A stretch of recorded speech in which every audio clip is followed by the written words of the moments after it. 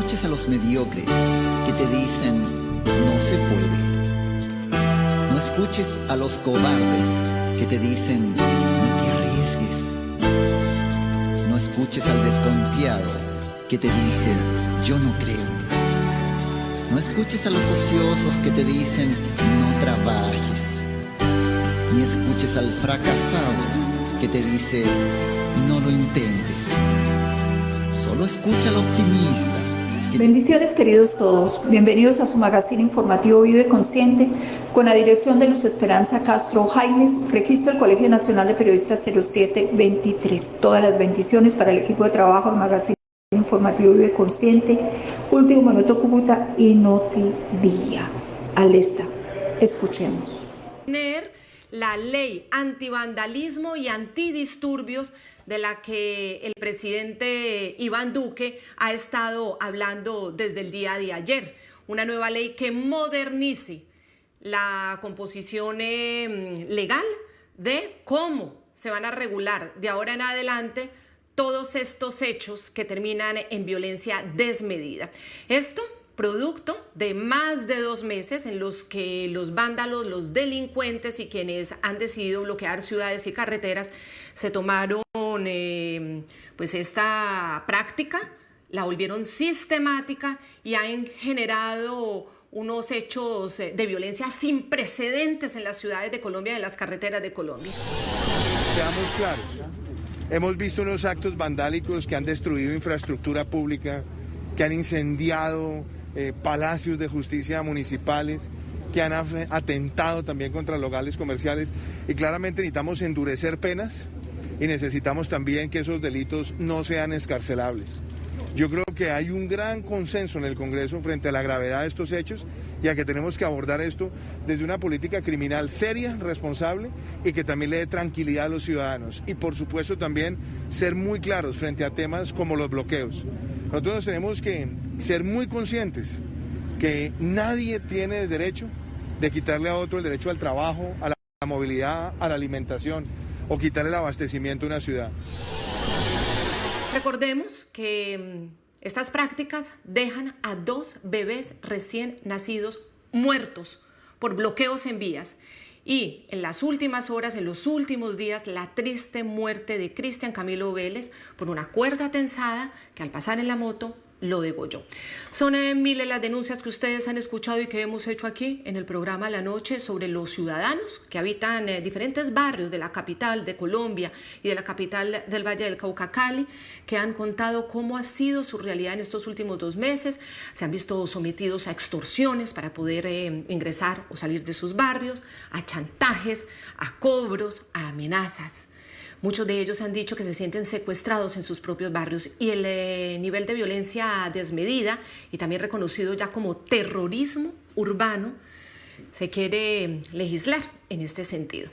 Señor Ministro de la Defensa, Diego Molano, gracias por atendernos, y usted junto con el Ministerio del Interior, el encargado de esta cartera, su director, y también con el Ministerio de Justicia van a entregar este proyecto. ¿Por qué para el gobierno nacional hay que acudir al Congreso y por qué se trata de escribir nuevamente una ley? ¿Ya no son suficientes las leyes que tenemos en Colombia? Bienvenido. Claudia, buenas noches. Un saludo especial para toda la audiencia de La Noche y quienes nos ven en este importante programa. Claudia, lo que ha sufrido Colombia en los últimos 2 meses, desde el 28 de abril, es un proceso en el cual debemos aprender y debemos actuar rápidamente. Lo que está claro es que la Constitución colombiana, el gobierno del presidente Duque y nuestra fuerza pública respeta la manifestación pacífica y la debe garantizar como establece la Constitución. Y eso es lo que hemos venido haciendo. Nuestra fuerza pública ha cumplido 3 deberes: proteger los derechos de todos aquellos que no marchan y, por supuesto, se les debe dar garantía de tranquilidad, de movilidad, de que puedan desarrollar sus actividades productivas o los negocios.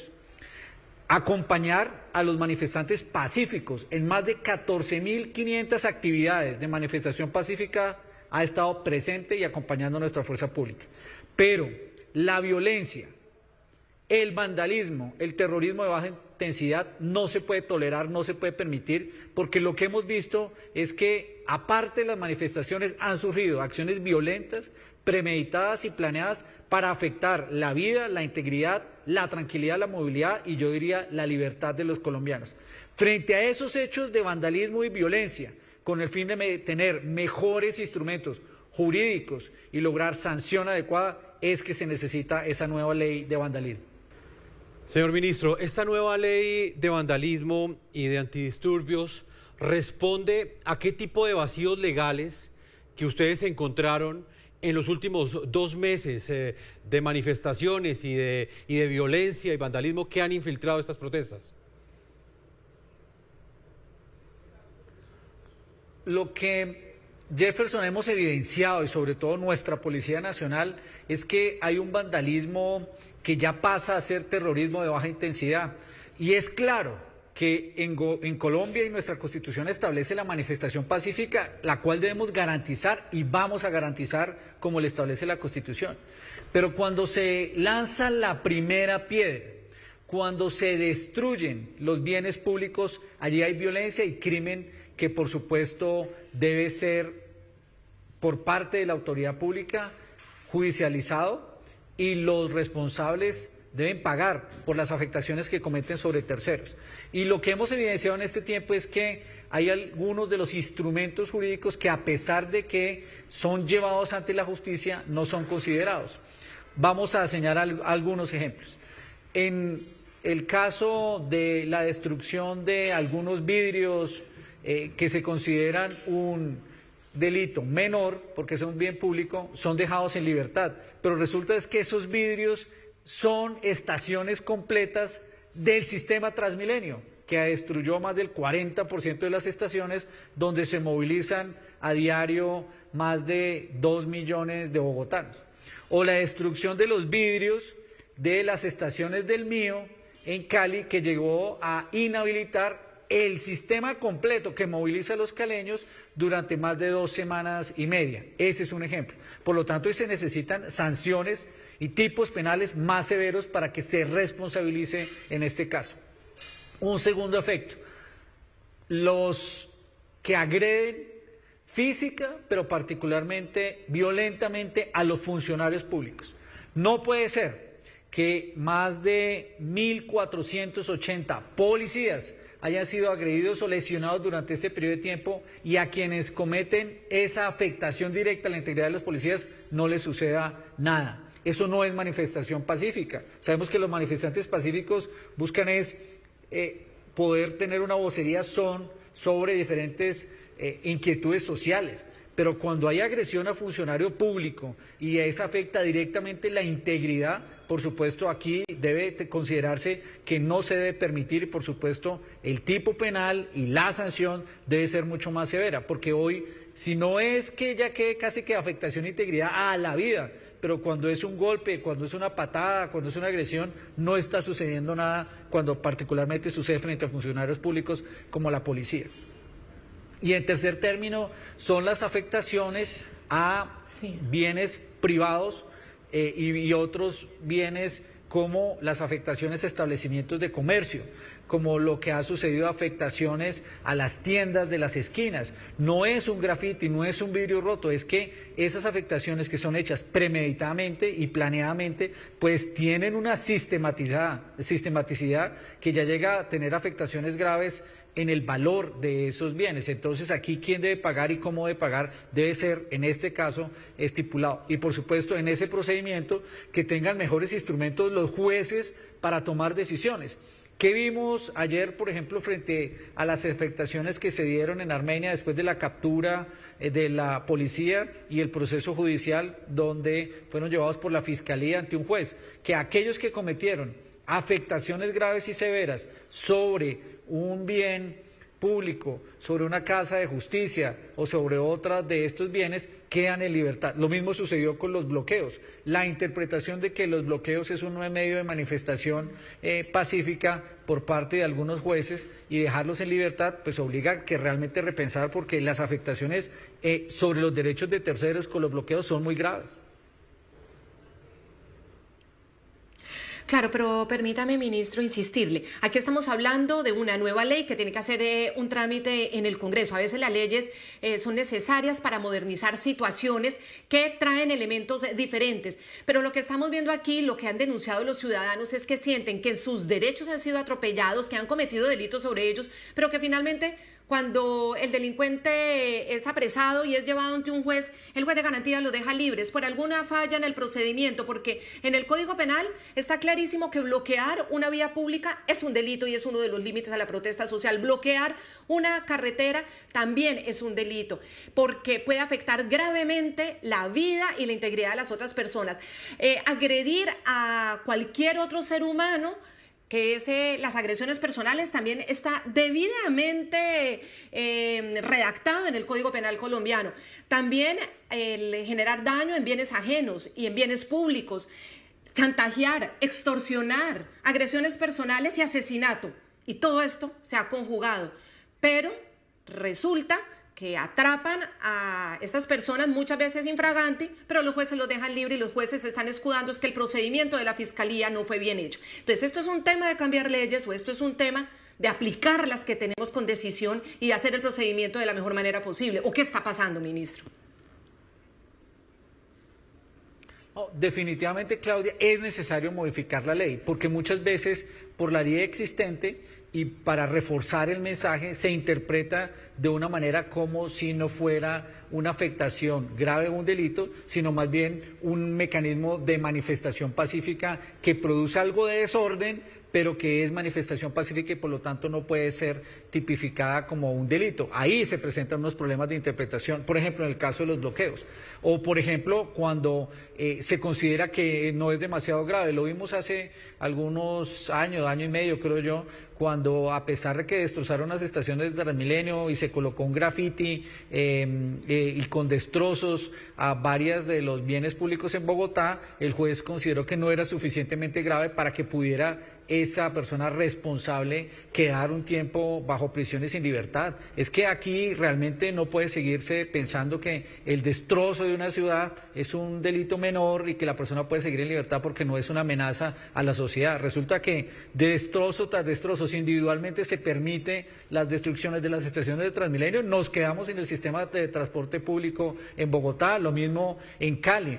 O que el hecho de que lanzar una piedra pues no es un delito mayor, pero resulta que vimos en el Puente del Comercio o en Puerto Rellena o aquí en el Portal de las Américas que cada uno de los individuos que llegó rompió el andén, sacó una adoquín y tiró una piedra, al final dejaron sin andenes, sin infraestructura de espacio público a todo un barrio, a toda una comunidad, afectando gravemente su movilidad. ¿Quién responde por eso? Si individualmente tomado se especifica que lanzar una piedra no es una cosa grave, que puede ser escarcelable, pero si al final son cientos de personas lo que lo hacen a diario, aquí hay unos delitos muy graves que por lo tanto deben ser considerados en su gravedad, en su afectación a terceros en esa nueva ley.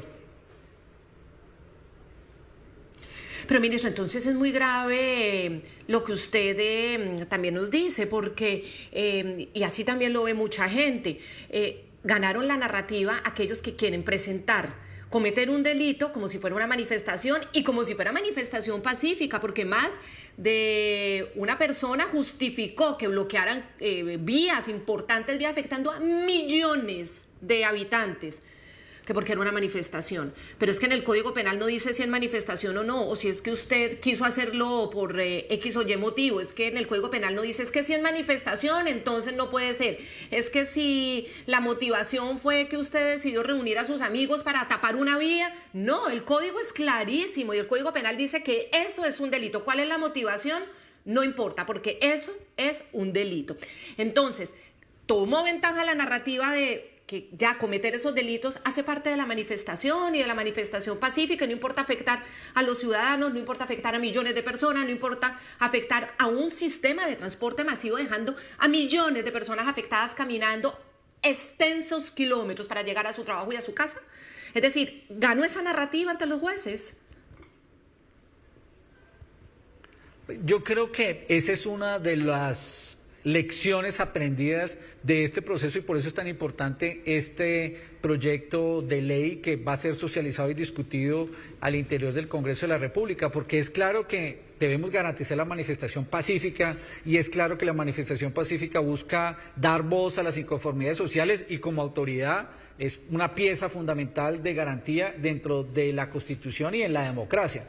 Pero lo que es claro es que cuando ya se torna violento y hay severas afectaciones a los terceros, pues uno ya tiene que diferenciar en qué es manifestación pacífica y qué tiene efectos sobre los derechos de terceros que no participan dentro de la manifestación y lo que tiene que hacer la autoridad. Eso tiene que quedar evidente en esa discusión, en ese vandalismo. ¿Quién responde por esos destrozos? Esa es una de las preguntas que uno debería hacerse. ¿Quién responde por la destrucción de todo el frente del Portal de las Américas? Allí fue totalmente destruido el frente de ese portal y eso, los vecinos afectados. ¿Quién responde detrás de eso? No, es que como uno solo fue el que tiró la piedra, pues eso no es una cosa pequeña. La suma sistemática de haber hecho eso de forma organizada dejó un barrio al pie entre Kennedy y Bosa, dejó una comunidad sin transporte público. Alguien tiene que responder y justicia debe establecerse en ese sentido. En el caso, por ejemplo, de las afectaciones que han sucedido contra los policías, y lo quiero decir así,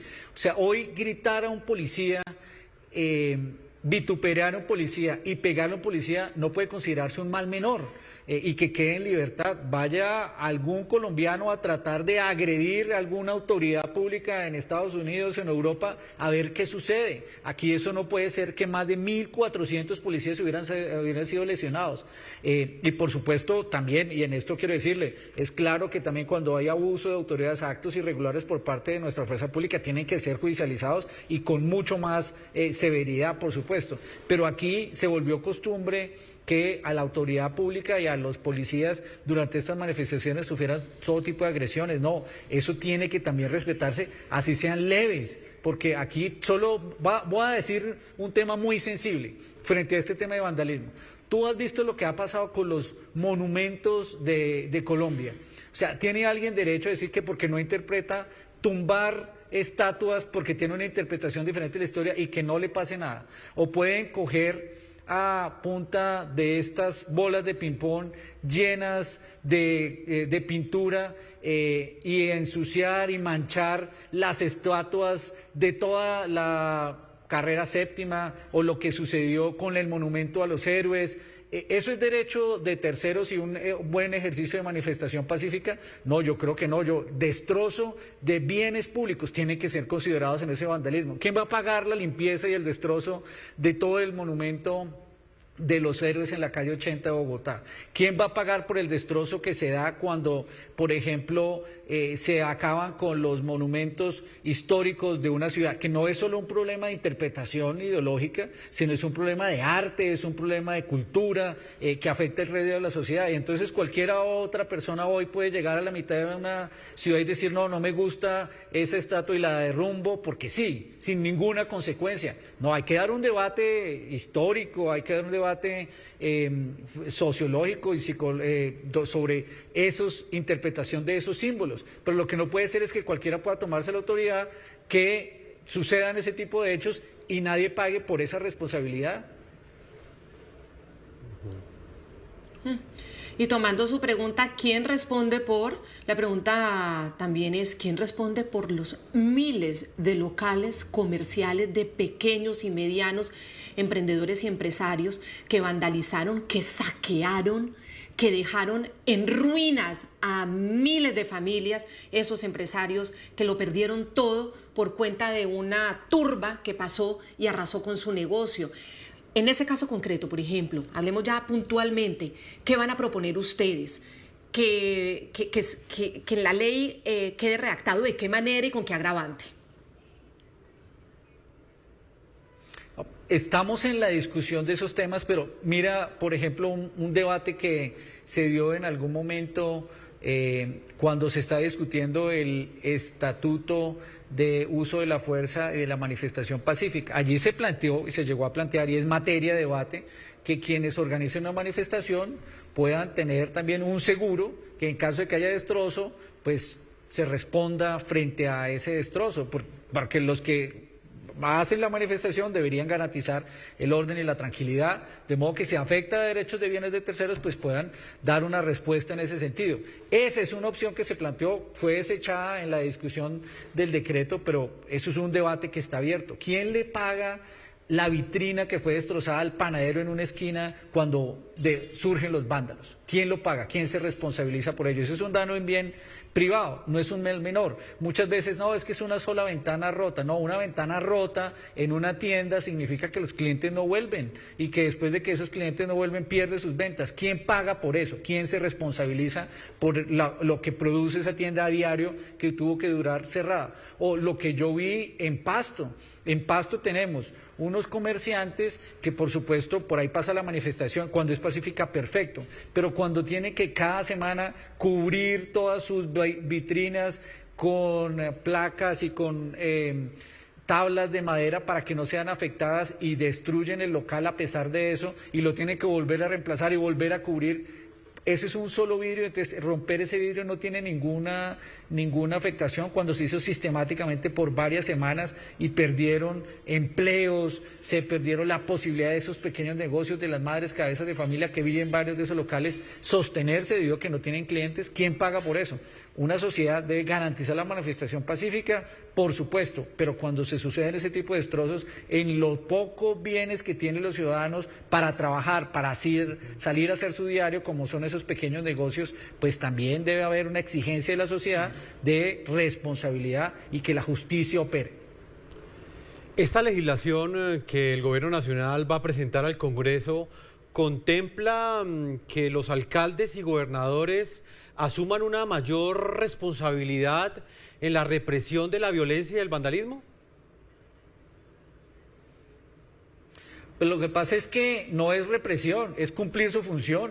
La función de los alcaldes es garantizar el orden público y cuando uno deja acumular actos violentos en algún punto de bloqueo, después eso se convierte en crimen. Lo vimos con lo que sucedió en el Puente del Comercio o en Puerto Rellena, en Cali. En el Puente del Comercio dejaron hacer una manifestación pacífica que después, con un bloqueo persistente, permitió acciones delincuenciales hasta que terminó el asesinato de un patrullero de policía. Eso una autoridad no lo puede permitir. O cuando uno permite que se surjan esas islas de anarquía, algunas manifestaciones pacíficas allí, fundamental. Pero cuando en la tarde esas manifestaciones se convierten en violencia y vandalismo todas las noches, como se vio en el punto del Portal de las Américas, pues al final aquí hay que asumir una responsabilidad de judicializar y llevar a la justicia a aquellos que son y han estado al frente de esos actos vandálicos y destrozos todos los días. Aquí tiene que cumplir un papel activo la autoridad local, que son los alcaldes. Claro, y frente a esa responsabilidad de los alcaldes para aplicar la ley, porque es que es la ley, para que haya orden, ¿hasta dónde va a llegar este proyecto? Y dígame si en Colombia también existe algo como existe en cualquier país democrático y desarrollado y en cualquier ciudad que tiene toda esta cantidad de habitantes, que son ciudades importantes, que son metrópolis importantes. En Madrid o en Londres o en Nueva York, si va a haber una manifestación, la alcaldía y la policía dan una hora, entregan un carril de una calle, no toda la calle, o de pronto si la entregan completa, tiene unas horas establecidas para hacerse, termina en un punto de encuentro y ya no tienen más permiso. Es decir, no es que el permiso sea eterno para llegar y ocupar y ocupar. Eso existe actualmente y no se aplica y los alcaldes no han querido aplicarlo. Y han dejado que les bloqueen, como pasó en Los Héroes en Bogotá, que llegaban a ponerse en la mitad de Los Héroes y que la ciudad quede bloqueada. Eso en ninguna metrópoli de ciudades y de países bajo el Estado de Derecho se permite. ¿Por qué lo hemos permitido nosotros? ¿Por qué no hay ley o porque no se ha aplicado la ley? No, hay unos protocolos establecidos y la verdad es que, como lo he señalado, en este periodo de tiempo se han desarrollado más de 14.300 actividades de manifestación pacífica coordinadas por las autoridades locales en más de 860 municipios y acompañado por la fuerza pública, y eso ha funcionado bien con la aplicación de los protocolos. En más de aproximadamente 1.500 oportunidades se presentaron disturbios, bloqueos o acciones violentas en donde tuvo que intervenir, por ejemplo, debido al nivel de violencia o de amenaza, el SMAT. En esos protocolos está establecido cómo se actúa y ha funcionado relativamente bien. El problema es cuando se piensa que la violencia hace parte de manifestación pacífica. Ahí es donde se obliga a la autoridad de los alcaldes a actuar de forma contundente y permitir la actuación de la policía para lograr el control de esa violencia y no permitir que la amenaza crezca.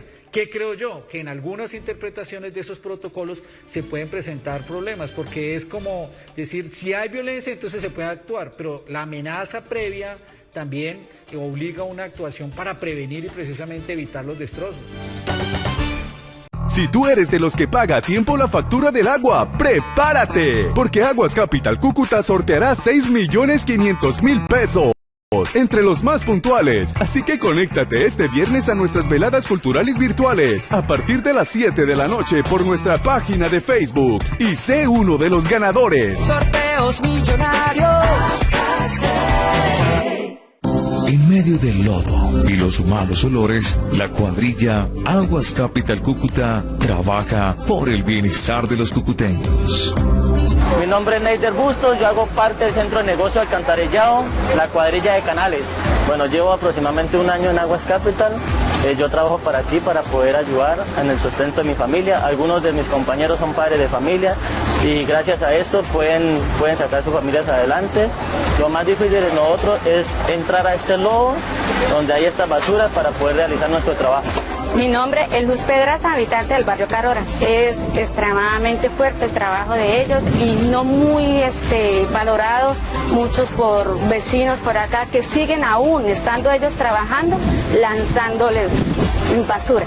Sin importar el sol, la lluvia o las adversidades del terreno, estos hombres que nos enorgullecen hacen el trabajo que pocos se atreven a realizar. Bueno, nuestra cuadrilla se encarga de limpiar los boscurves, los canales y los desarenadores. La gente bota mucho mugre, tenemos que limpiar hasta allá, hasta el fondo donde se ven. Nosotros venimos carreteando, le echamos a la máquina y la máquina saca la volqueta. Estas son las historias que nos enorgullecen. ¡Lo bueno va!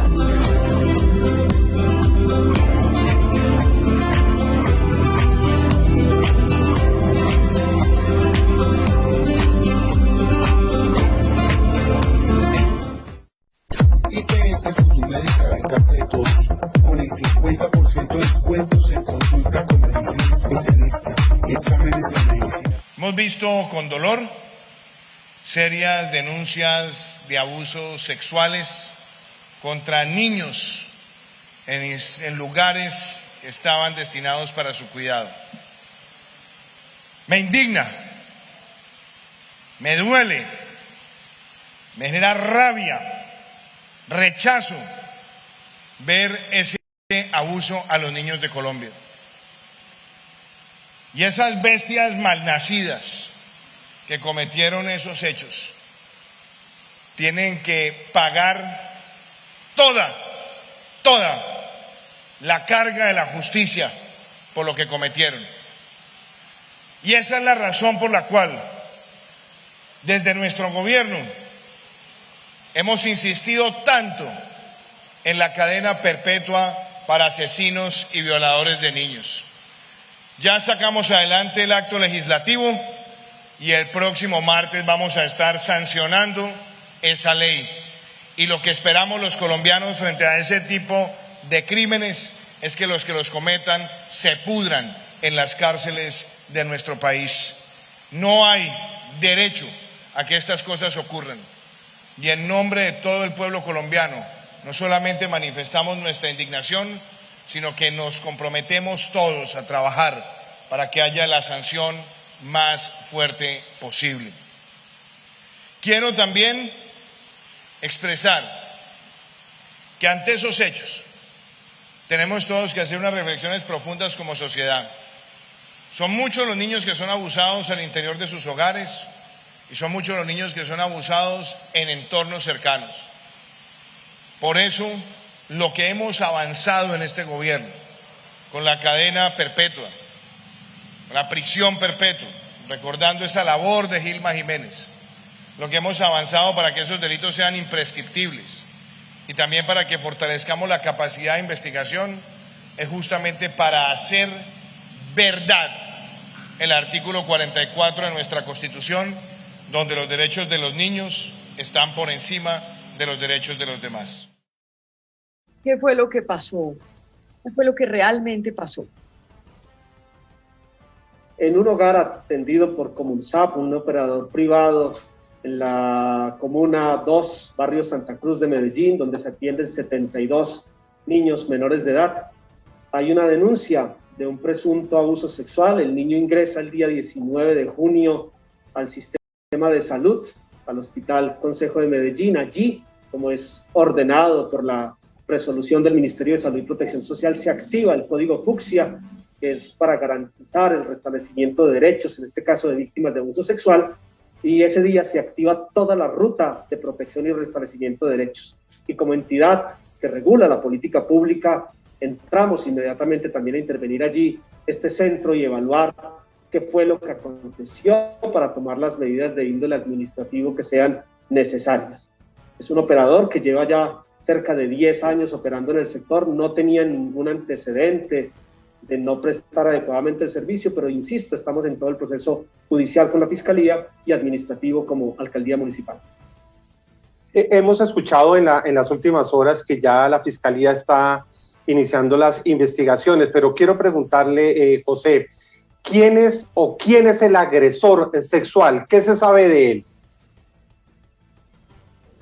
Sí, en el momento en que se activa esa expresión que estará repitiendo mucho el Código Fucsia, se coloca en conocimiento a la Fiscalía, porque hay una pregunta que a veces hace la gente y es ¿por qué pasaron cerca de 10 días entre la denuncia y el hecho? No pasaron 10 días entre la denuncia y el hecho. La denuncia se permite gracias a que en el hospital se activa este protocolo y se recaban las pruebas. El presunto agresor es un adulto entre 50 y 55 años, es un empleado de esta cooperativa Comunsap, es un auxiliar de nutrición que no tendría que tener ningún contacto de trabajo directo con los niños, y es lo que estamos ya entrando también a averiguar desde la parte administrativa, por qué el operador permitió que alguien no autorizado estuviera... Si tú eres de los que paga a tiempo la factura del agua, ¡prepárate! Porque Aguas Capital Cúcuta sorteará 6.500.000 pesos entre los más puntuales. Así que conéctate este viernes a nuestras veladas culturales virtuales a partir de las 7 de la noche por nuestra página de Facebook y sé uno de los ganadores. Sorteos millonarios.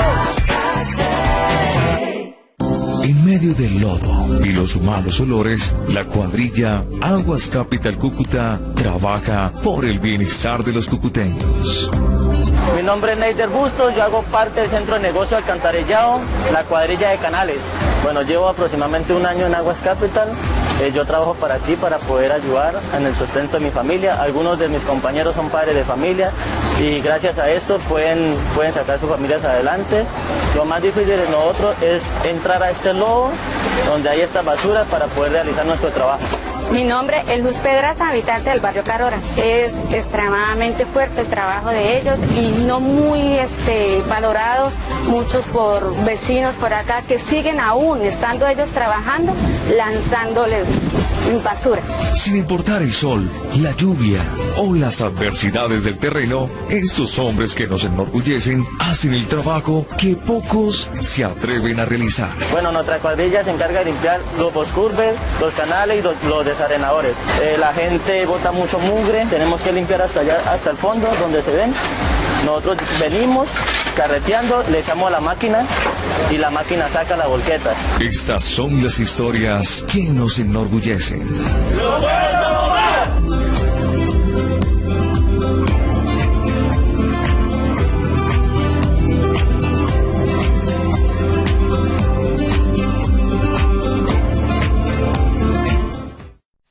IPS Futurimédica al alcance de todos, con el 50% de descuentos en consulta. Son realmente unas manifestaciones más pequeñas y luego existe un patrón de un grupo pequeño de vandalismo que persiste y actúa de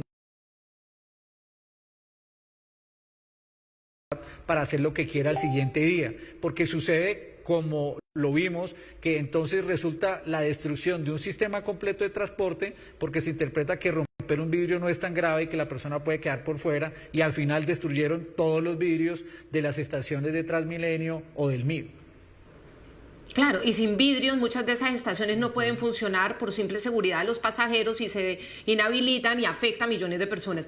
Pero, mire, ministro Molano, usted habla de pequeños grupos, pero pequeños grupos que generan un daño tremendo, pequeños grupos que bloquean barrios enteros, pequeños grupos que extorsionan a sus habitantes, pequeños grupos que asesinan con cables y queda una persona degollada, pequeños grupos que roban buses del sistema de transporte masivo como Transmilenio e intentan estrellarlos contra viviendas. Son grupos pequeños, pero que tienen un poder destructor muy grande. Quiero preguntarle, ¿qué opina de que las autoridades de esta alcaldía de Bogotá reciban a los llamados primera línea, que son los encargados de cometer todo este tipo de actos violentos, como si tuvieran una representación de la sociedad o política? ¿Quién los escogió? ¿A quién representan? ¿Y por qué se les da ese tratamiento? Ustedes desde el gobierno central, ¿cómo ven eso?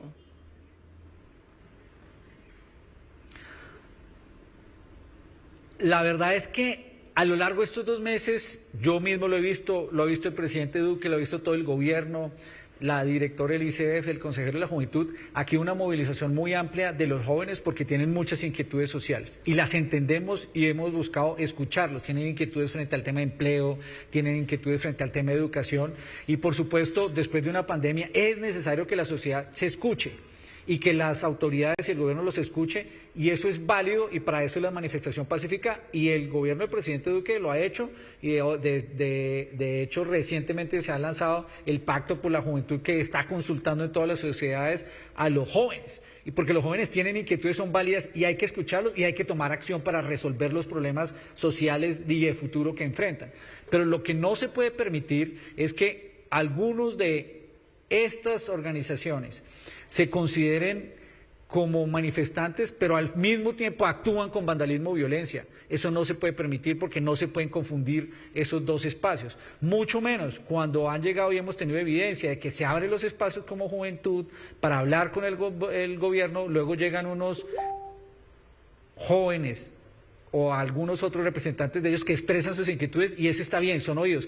Pero al final después llegan unos encapuchados, infiltrados, vándalos que afectan, agreden y amenazan contra la integridad a los funcionarios. Eso no se puede permitir. Si uno quiere una transformación de la sociedad y una transformación de las realidades de la sociedad, lo tiene que hacer con cara abierta, con cara al aire, para hablar con franqueza, para poder tener esas discusiones. Y tiene que tener algún nivel de representatividad, por supuesto. Pero lo que no se puede permitir es que a punta de presión, a punta de violencia, se obligue a sentarse a discutir con las autoridades, porque una democracia no puede claudicar ante la violencia y ante la amenaza y el destrozo. Una democracia y una autoridad tiene que actuar en función de garantizar el bienestar social, pero sin claudicar ante la violencia y ante las amenazas. Ministro, ¿pero usted no cree que la alcaldía de Bogotá lanza un mensaje confuso a la sociedad al reunirse con unas personas que han generado violencia? ¿No queda ese mensaje que la única forma para reunirse, por lo menos para lograr la interlocución con el Estado, en este caso con la alcaldía, es acudir a la violencia? ¿Qué piensa usted de ese mensaje que queda en el aire para muchos ciudadanos que se hacen esa pregunta hoy? Pues yo creo que en eso la alcaldía de Bogotá tiene que tener mucho cuidado y mirar lo que pasó en Cali. En Cali, en el Puente del Comercio, hace 5 días nuestra Policía Nacional capturó a 3 jóvenes. 3 delincuentes realmente, y esos delincuentes resultaron ser y están presuntamente involucrados en el homicidio del patrullero que fue asesinado en ese punto. 3 de esos delincuentes participaron previamente con capuchas en las discusiones que se dieron allá en Cali. Entonces uno aquí tiene que tener claridad a quién puede permitir tener interlocución y vocería y a quién no. Esa experiencia es evidente que la tiene que considerar la alcaldía de Bogotá. Pero entonces, para ser bien claro, señor ministro de la Defensa, desde el gobierno central no están de acuerdo con esta reunión de la alcaldía o de funcionarios de la alcaldía con estos representantes de la llamada primera línea, y si el gobierno nacional haría un encuentro de este tipo. El gobierno nacional está haciendo encuentros con los jóvenes por todo el país, ministros, consejeros presidenciales, está haciendo encuentros por todo el país, con todas las discusiones, encuentros que son duros, encuentros donde se cuestiona de forma muy fuerte en un ámbito de construcción, y por eso lo está haciendo, y eso lo respeta el gobierno, lo viene liderando, lo viene impulsando el presidente Duque. Por supuesto, cuando se dan con algún miembro de alguna de estas organizaciones que ya haya cometido actividades criminales, la verdad debe cuestionarse y debe tenerse en cuenta que eso sería un muy mal ejemplo para la sociedad, pero por supuesto cada alcalde define cómo quiere desarrollar su actuación. Entendí yo por algunas de las manifestaciones es que no ven eso como una actividad muy promisoria. En algunos sitios se ha encontrado que los jóvenes tienen muy buena disposición y luego llegan algunos otros más individuos encapuchados que buscan destruir esas reuniones que vienen dándose acciones constructivas y discusiones, precisamente porque no les interesa que haya esa verdadera construcción colectiva y conjunta entre el gobierno y los jóvenes. Este debate finalmente se va a dar en el Congreso y allí ya aparecieron unas voces críticas frente pues, a lo que se conoce hasta ahora de este proyecto de ley. Señor ministro, ¿usted qué le responde, por ejemplo, al senador Iván Cepeda, quien aseguró que en este momento pues ya existen las herramientas básicas para enfrentar la violencia en las protestas y que lo único que busca el gobierno con este proyecto de ley es censurar, recortar y acabar con las manifestaciones en Colombia? Pues, como dice el dicho popular, obras son amores y no buenas razones. En los últimos 2 meses el gobierno del presidente Duque y la fuerza pública han acompañado más de 14.000 manifestaciones pacíficas porque es nuestra obligación y es lo que está establecido en la Constitución.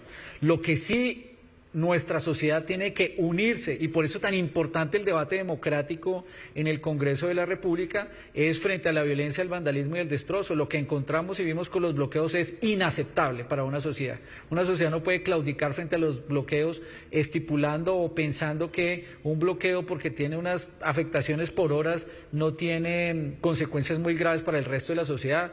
Lo vimos cuando desafortunadamente murieron madres con bebés y madres en estado de embarazo porque no dejaron pasar a las ambulancias, o lo vimos cuando regiones enteras como Caquetá, como Putumayo quedaron desabastecidas porque no se dejaban pasar los alimentos que salían o entraban de la ciudad, o lo vimos también cuando hay destrozos que afectan el cierre de los pequeños negocios en ciudades enteras. Es que lo que hemos visto, por ejemplo, en la tasa de desempleo, que incrementó en el último mes debido al destrozo y cierre de negocios en varias de las ciudades como Cali, como Popayán, en el caso de Pasto, Bogotá, en el suroccidente colombiano, es muy grave. Dar ese debate democrático es sano y precisamente lo hace el presidente Duque en el escenario de la democracia, y así como se discuten los grandes temas nacionales, hoy debemos tener un consenso de cómo se protege la manifestación pacífica, pero también cómo no se permite la violencia que afecte los derechos del resto de los colombianos que no participan de esas manifestaciones. Y qué bueno que sea al interior del Congreso de la República.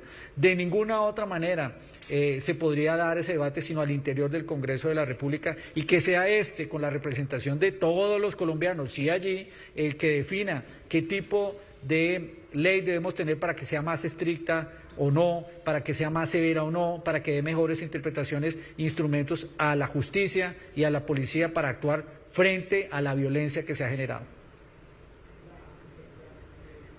Finalmente, es el organismo del Estado idóneo para hacer las discusiones, porque pues son quienes representan directamente a los ciudadanos a través de un voto popular y tienen que responder frente a esos ciudadanos que votaron por ellos, no como quienes se autoadjudican la representación de la sociedad. Ellos sí fueron elegidos y pues ahí ya tendrán la responsabilidad de debatir y de presentarle a la ciudadanía su forma de ver las cosas. Señor ministro de la Defensa, Diego Molano, antes de despedirlo, quisiera saber si han avanzado más las investigaciones o en qué punto están hoy las investigaciones de quienes estuvieron detrás del ataque al helicóptero Black Hawk en el que viajaban el presidente de Colombia, Iván Duque. usted como ministro de Defensa y el ministro del Interior, que generó pues esta conmoción tan impresionante y este rechazo internacional, el ataque que ustedes sufrieron el pasado 25 de junio en norte de Santander. ¿Qué saben al día de hoy?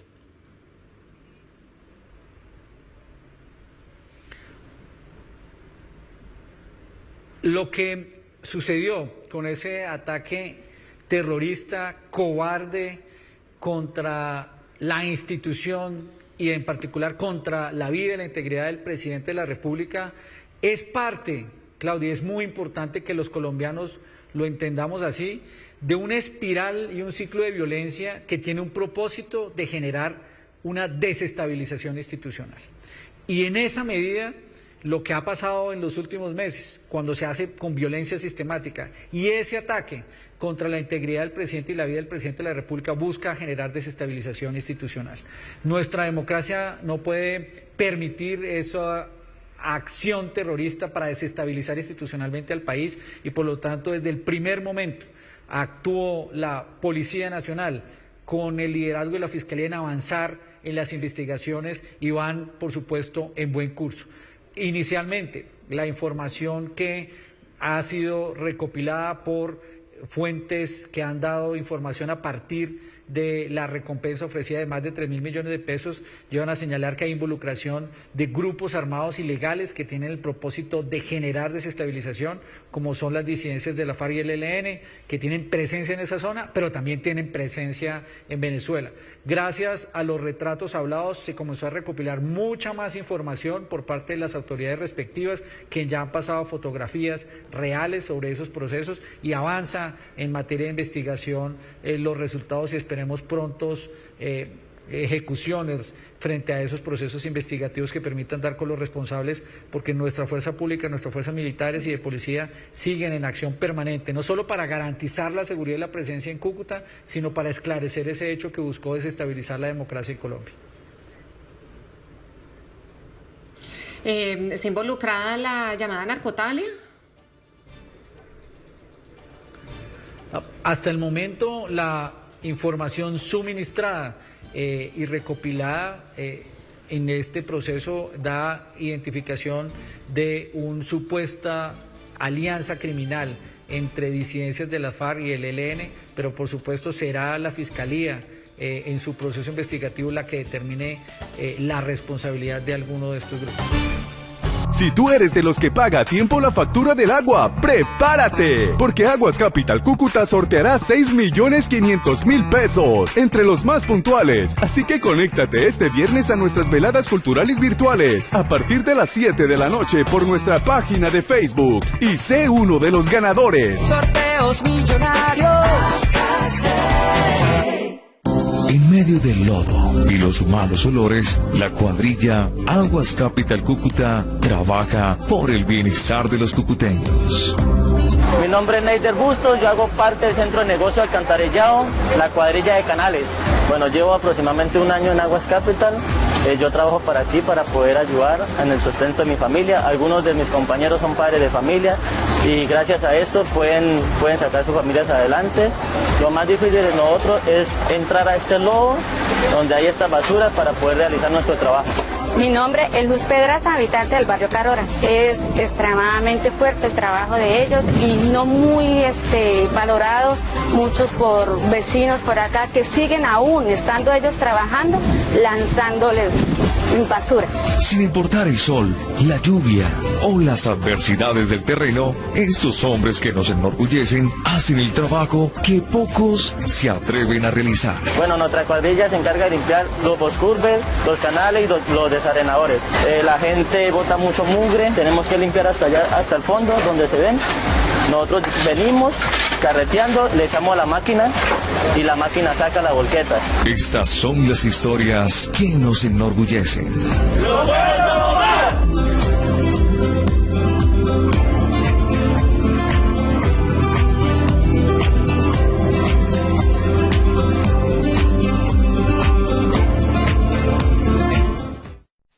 IPS Futuro Médica al alcance de todos, con el 50% de descuentos en consulta con medicina especialista y exámenes en medicina previa. Soy María Andrea Nieto y esto es El Control. Hoy le haremos el control a un paren de pelear por Twitter y hagan algo, por favor. Sí, les hablo del agarrón progre entre Claudia López y Gustavo Petro. Después de que el Comité del Paro Nacional anunciara la suspensión del paro y se fueran de vacaciones a descansar, dejando la tasa de contagios por las nubes. ¡Viva el paro nacional! ¡Viva, viva, viva! ¡Viva el paro nacional! Dejaron un reguero de muertos por COVID y un caos sembrado. La llamada primera línea o los pelados del corazón de Claudia López continuaron con los bloqueos en distintas ciudades del país. En Bogotá se han presentado disturbios y bloqueos en Usme, en el portal de Suba, en el portal de las Américas y en Kennedy, donde la alcaldesa ha sido incapaz de levantar los bloqueos. La narrativa de la izquierda, ayudada por organizaciones no gubernamentales como por ejemplo Human Rights Watch, lograron instaurar que ejercer la autoridad diseñada en las leyes resulta ser una violación de los derechos humanos. Así que en Pasto, Cali, Barranquilla, Bogotá y Medellín, los vándalos amparados bajo el supuesto derecho a la protesta han violentado la seguridad ciudadana y la han transformado en terrorismo urbano. Solo anoche más de 40 policías resultaron heridos, según lo registró en sus redes sociales la senadora del Centro Democrático, María del Rosario Guerra. Es en este contexto que se da la pelotera progre. Todo por Twitter, esto le dijo Claudia a Petro. Con la dotación que les dan dirigentes de Colombia Humana, pinchan, bloquean y secuestran buses. Pocos jóvenes radicalizados para hacerles la campaña del caos, la obstrucción y destrucción de Transmilenio y la tranquilidad ciudadana. Bogotá se respeta. Y además, los gestores de convivencia y la policía recuperaron rápidamente los buses, desbloquearon la vía y judicializaron los responsables. Ni Bogotá ni Colombia se merecen esta forma destructiva de hacer campaña para ganar la presidencia. Respeten a la ciudadanía y sus bienes públicos. Petro le contestó. Solicitó públicamente a la alcaldesa de Bogotá rectificar esta afirmación calumniosa. Para desinflar llantas no se necesitan dotaciones y los gestores de convivencia fueron fortalecidos en la Bogotá humana precisamente para no usar el SMAT. Y le recriminó. Cuando el claudismo decía que no le podíamos ganar a Uribe, competía en progresismo.